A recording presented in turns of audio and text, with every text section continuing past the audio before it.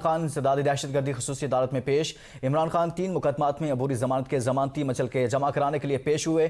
انسداد دہشت گردی عدالت کے جج اعجاز احمد بھٹر نے عمران خان کو ضامن کے ساتھ خود بھی پیش ہونے کا حکم دیا تھا۔ عدالت نے 3 مقدمات میں عمران خان کی عبوری ضمانت منظور کی تھی۔ اس حوالے سے مزید جانیں گے ہمارے نمائندے اسد شاہ سے۔ جی اسد شاہ، اس حوالے سے آگاہ کیجیے گا۔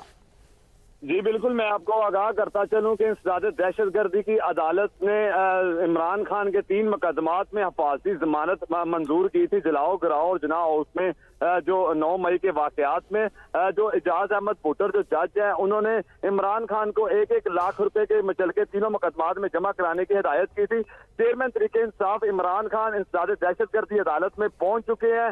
ان کے ساتھ ان کے وکلا اور ان کے جو ضمانتی ہیں جنہوں نے مچلکے جمع کروانے ہیں وہ بھی موجود ہے۔ میں آپ کو بتاتا جاؤں کہ چیئرمین تحریک انصاف کو پولیس کی جانب سے بھاری سخت سیکیورٹی میں انسداد دہشت گردی عدالت میں پہنچایا گیا ہے۔ ان کے ہمراہ پولیس کے اعلیٰ افسران بھی سیکیورٹی پہ مامور ہیں۔ میں آپ کو مزید یہ بھی بتاتا جاؤں کہ چیئرمین تحریک انصاف عمران خان جو ہے ان کی جانب سے ان کی گاڑی کو احاطۂ عدالت میں لانے کے لیے درخواست دی گئی تھی جو منظور کر لی گئی تھی۔ چیئرمین تحریک انصاف عمران خان کی جو گاڑی ہے وہ دہشت گردی عدالت کے اندر احاطۂ عدالت میں پہنچ چکی ہے اور عمران خان کو کچھ منٹ بعد جو ہے وہ کمرہ عدالت میں پہنچایا جائے گا، کیونکہ احاطۂ عدالت سے سیکیورٹی کو کلیئرنس کیا جا رہا ہے جس میں پولیس کی باری نفری اور افسران جو ہیں وہ تمام سیکیورٹی انتظامات کو کلیئر کر کے چیئرمین تحریک انصاف عمران خان کو جو معزز جج ہیں ان کے روبرو اعجاز احمد بھٹر کے پیش کریں گے۔